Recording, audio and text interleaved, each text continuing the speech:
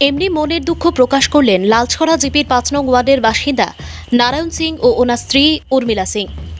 ২ পুত্র সন্তান ও ১ কন্যা সন্তান নিয়ে তাদের ৫ জনের পরিবার। আর এই পরিবারের ভরণ পোষণের সম্পূর্ণ দায়িত্ব পালন করে চলেছেন পরিবার প্রধান নারায়ণ সিং।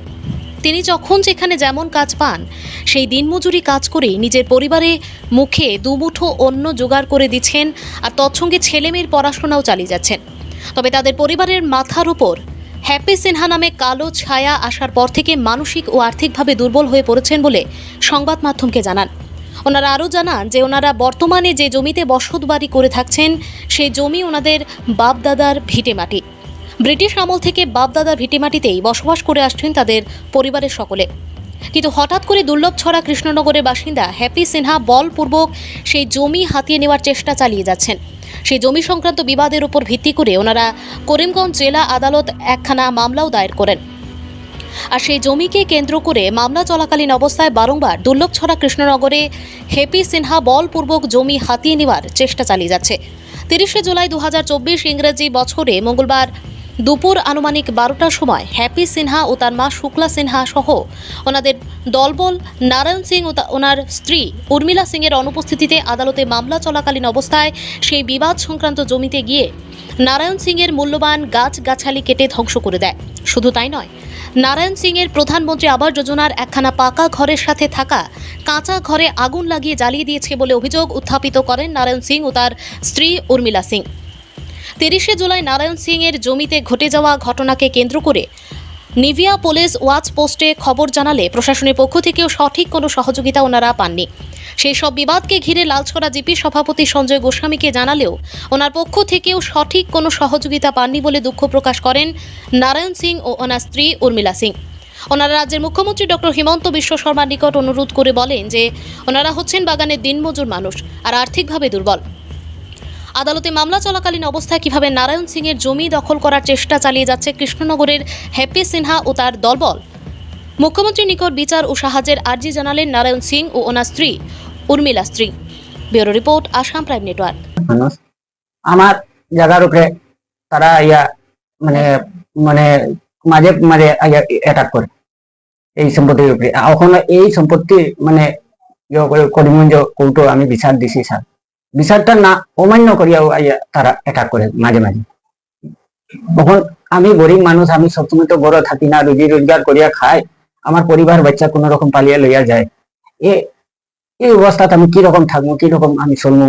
এখন তো আমি ঘরে নাই, বাচ্চা বউ ছাড়িয়া যাই, আর কি বিশ্বাসের উপরে আমি ছাড়িয়া যাই বাইরে। এখন না করলেও আমি খাইতাম কিরকম স্যার।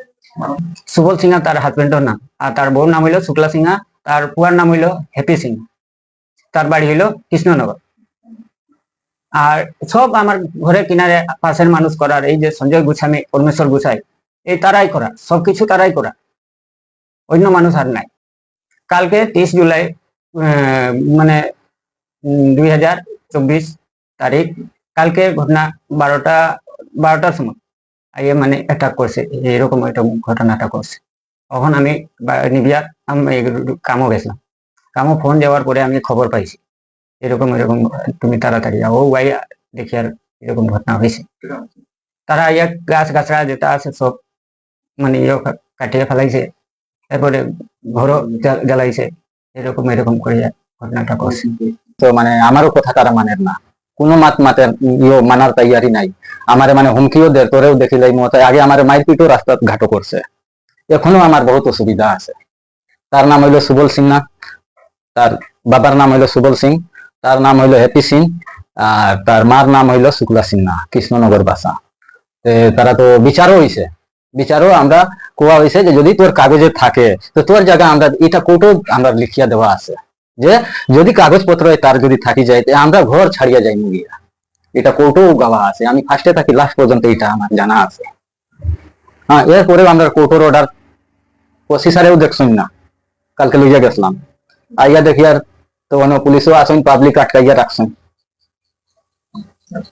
এরপরে তো আর তারা তো এখন তোমরা বাড়ি ঘর ছাড়িয়া যাও গিয়া, আমার পক্ষে তো আর কেউ নাই, সঞ্জয় গোস্বামীও তো অন্য ইয়েতে আসেন, তাইনরেও আগে বিচার দেওয়া হয়েছে, তাই বিচার করিয়া আর বিচার লওয়ার পরে এইরকম হইলে কত মানে দুঃখের কথা আছে।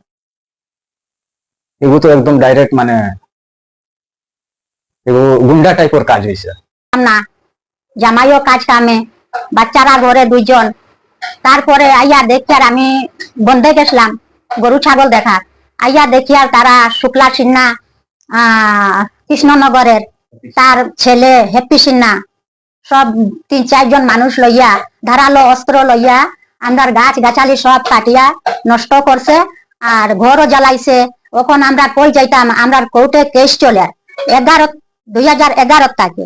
এই কোর্টের বিচারের অপেক্ষায় আছি, কিন্তু তারা কোর্টের বিচারটা অমান্য করিয়াও তারা ধারালো অস্ত্র লইয়া এরকম অত্যাচার করছে, আরো ওর জানেও মারি দিত তারা। এখন আমরা কি পরিস্থিতি কিরকম পিতা কর্ম আমরা কিচ্ছু বুঝতে পারি না। আমরা গরিব মানুষ, আমরা কি বিচার নাইনি, আমরা এ অবস্থায় ভারতের কোনো বিচার নাইনি। আমরা গরিবের, আমরা গরিব মানুষ, আমরা কি বিচার পাইবার অধিকার নাই? আমরা কি বাঁচার কোনো অধিকার নাই? আমার রাজ্যের সিএম স্যারের কাছে অনুরোধ করি, স্যার আমরা বাঁচবার একটা রাস্তা দেখাইয়া দেন। স্যার আমরা বাগানের মানুষ, আমরা কি বাঁচার কোনো অধিকার নাই? আমরা গরিব, আমরা কোর্টে বিচার চাইছি।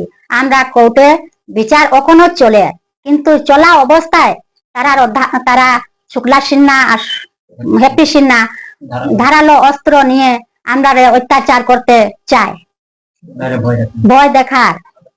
আমরা এখন কি করবো? मामा हमको जीने दो, हम जीना चाहते हैं, पढ़ाई करना चाहते हैं। मामा हमको जीने दो, हम जीना चाहते हैं, पढ़ाई करना चाहते हैं। এই হলো আমরা পাট্টার কাগজ। এই পাট্টা কাগজটা কোর্টেও দেওয়া হয়েছে, মানে ওখানে বিচার চলে। বিচার চলা অবস্থায় এইটা মানে গাছ গাছটা আইয়া মানে পোস্ট দেওয়া আমরা সব কাটিয়া ফেলানি হয়। এটা কিরকম থাকবো ছাড়ুন। এটা হইলো কোর্টের অর্ডার, কোর্টে দিছে। এখন এটাও কোর্টের অর্ডার দেখিয়া তারা অমান্য করিয়া এরকম ঘটনাটা মাঝে মাঝে করে। কিরকম থাকবো, কিরকম চলবো করছে। এই হলো ডিমার্কেশন এর কাগজ।